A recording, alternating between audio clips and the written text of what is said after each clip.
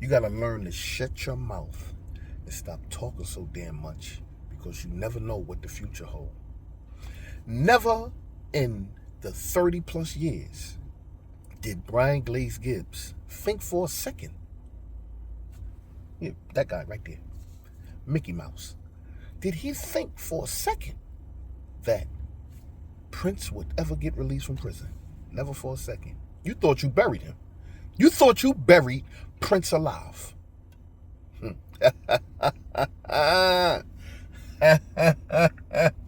gotta hit him with the Denzel laugh. My nigga, you think you could do this to me? You think that you gonna bury somebody alive and they not gonna make it out?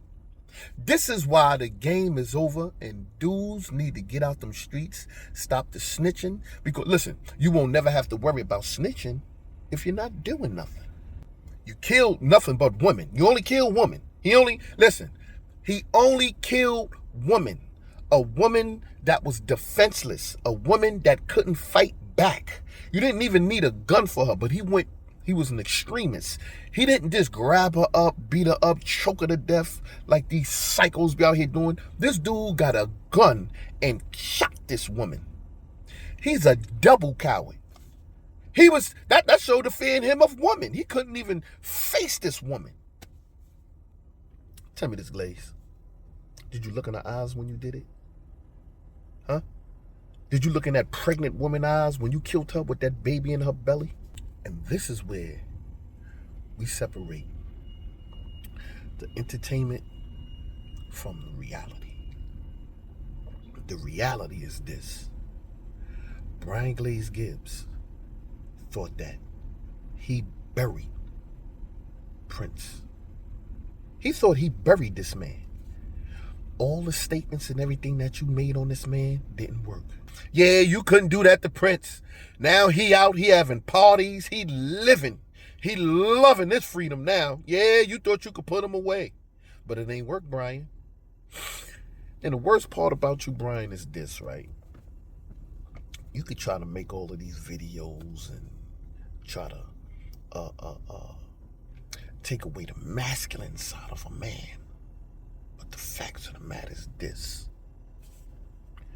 You told on Prince. That's a fact. You told on Bimmy. That's a fact. You told on 10 dead men. That's a fact. And you told on 10 men that were alive. And that's a fact. And you killed nothing but women, you coward. Now you out here, you on the internet, you want to play this role like, yeah, I'm doing it for the kids. Man, you done took a kid. You done killed kids. You done killed newborn. They wasn't even here on the earth yet. You took their life inside their mama's bellies. Yeah, we got to learn to stop disrespecting women. And you killed nothing but women. You got some damn nerve. The only reason why you stopped your killing spree is because the federal government got a hold of you. And now you want to sit up on this internet with big cigars in your mouth, walk around in this witness protection program like you some tough guy, and people should respect you, and you got a message to give. You ain't got no message. You an opportunist. If you was able to get away today with killing another woman, you would do it. If they told you could get away with it. If your federal agent, Agent 27 Bookham, told you, Brian, I'm gonna give you one more chance. You could just kill one more person. Who is gonna be? I know it's gonna be a woman. It's gonna be some woman that told your ugly ass, no, stop. I'm not taking them panties off. You would take a woman's life. Like, what would possess you to kill a woman? And then I see why when you went to prison, you was in there with dead on row. I know Detective Operation FBI 107 Bookham. I know he's saying, Brian, we might have to let you. I got a question to people out there. I don't know, maybe they know. Or maybe he can answer this. If you rat on somebody, right, and you turn states, and they get life, but they wind up getting the case overturned and they come home, do they overturn your witness protection? Do they overturn you being it? Brian, Mickey Mouse, are they gonna overturn the house they put you in and the lady they gave you? This man, you know what? You got some nerve to be up here acting like you done changed and doing all this shit, you opportunists. You doing this shit for views, clicks and views, and for a couple of dollars. And you want your name to continue to be relevant. And you try to play like, look, let me show you something what he'll do. Let me show you how he does it. Look. This how I can say I'm a gangster, I'm a tough nigga. And that image that I portrayed before, I'm still portraying it now, but this is how I'm gonna do it in a way where I'm gonna slide it in, but you're not gonna think that I'm still trying to live up to this gangster persona. Look, this is Brian Glaze Gibbs.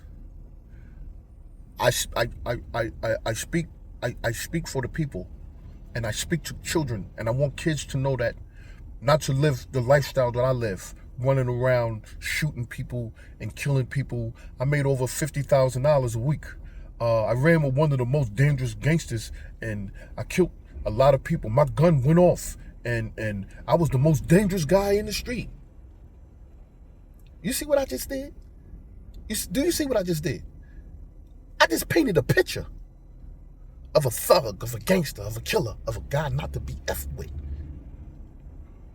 But never have you ever seen this guy make a video downgrading and shooting down what he was and what he still is.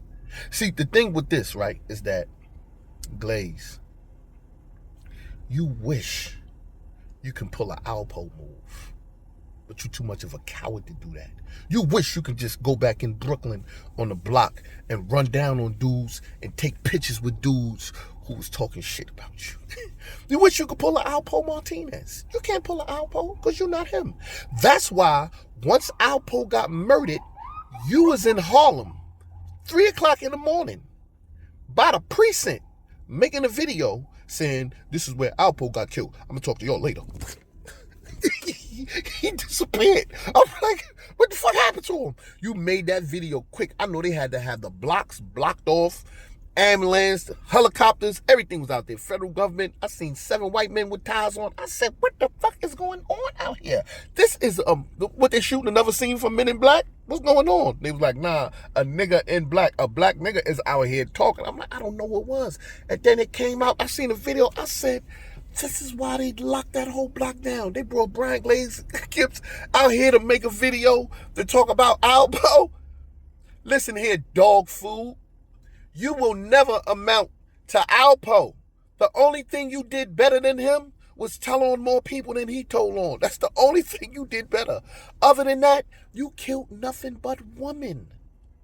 Women. Not saying it's okay to kill a man, but I'm saying a defenseless woman. When you killed her and her baby in her belly, did you? Did you look in her eyes? Coward. See, and they get up here, right? And guess how they take the light off themselves?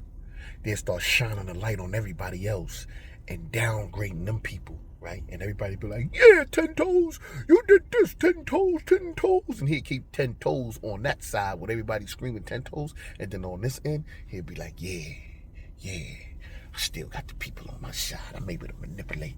Look at me, I'm on the internet. I'm getting views. They still know who I am. Dudes ain't ready. See, because he'll snap back. He'll snap back into that lifestyle. He'll snap back. Remember, he snapped back, said, 10 told you lucky, I run up on your window, knock on the window, and I guess clap me and kill me. He's still talking murder. So don't get fooled, guys. Don't think that this dude is out here and changed and all. No. A lot of these guys are psychopaths. They psycho. They're not gangster. They're not like a John Gotti. They're not like an Al Capone. They're not like the white guys they try to live up to and portray to be, this mafia persona. No, they're not them guys. These guys grew up fatherless, touched by an angel, molested. They went through all kind of stuff in their lives, right? And things that they're not dealing with and they don't want to tap into. The only props you can give to somebody on here on this internet is Hassan Campbell. It takes a whole lot for a guy to come up here and say, I got fired. I was sleeping with a man. I was, one of the party peoples. It takes a lot for somebody to do that. But you never find Brian Glaze Gibbs getting up here telling y'all the story about Dead on Row. See, because Dead on Row, he told me the story. His brother told me the story about what happened with Brian Glaze Gibbs, about Big Kev from the Bronx, when he picked him up in the air. Y'all heard the story, Glaze, and threw him down on the floor. And then when he woke up, he was pulling the Ving rings on him, Pulp Fiction.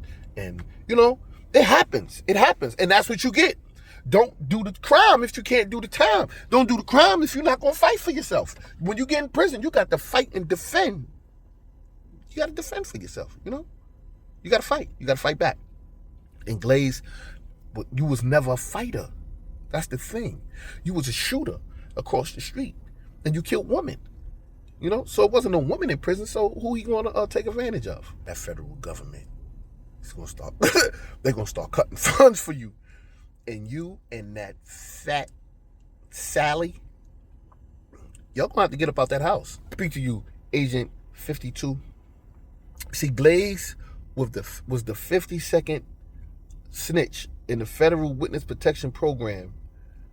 And he told on multiple people. I mean, like, people that are not here no more, people that are still here. And one of the people that's still here is Gerald Prince Miller. Made it home after 30 plus years. You thought that statement was going to hold him underground